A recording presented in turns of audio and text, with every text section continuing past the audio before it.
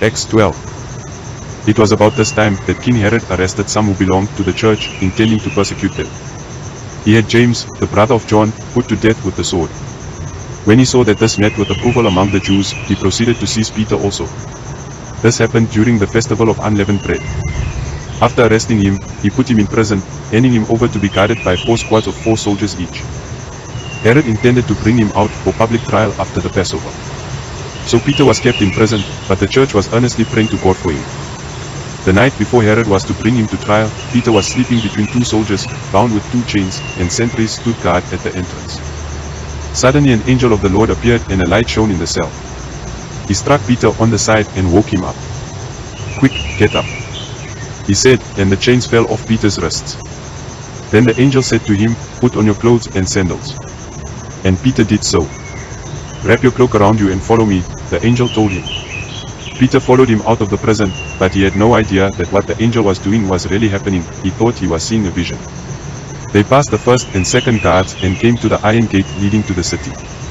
It opened for them by itself, and they went through it. When they had walked the length of one street, suddenly the angel left him.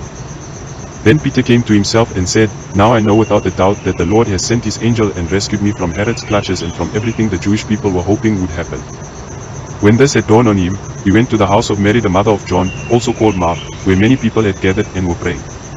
Peter knocked at the outer entrance, and a servant named Rhoda came to answer the door.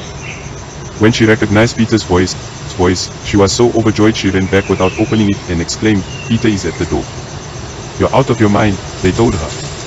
When she kept insisting that it was so, they said, "It must be his angel." But Peter kept on knocking, and when they opened the door and saw him, they were astonished. Peter motioned with his hand for them to be quiet and described how the Lord had brought him out of prison. "Tell James and the other brothers and sisters about this," he said, and then he left for another place. In the morning, there was no small commotion among the soldiers as to what had become of Peter. After Herod had a thorough search made for him and did not find him, he cross-examined the guards and ordered that they be executed. Then Herod went from Judea to Caesarea and stayed there. He had been quarreling with the people of Tyre and Sidon. They now joined together and sought an audience with him.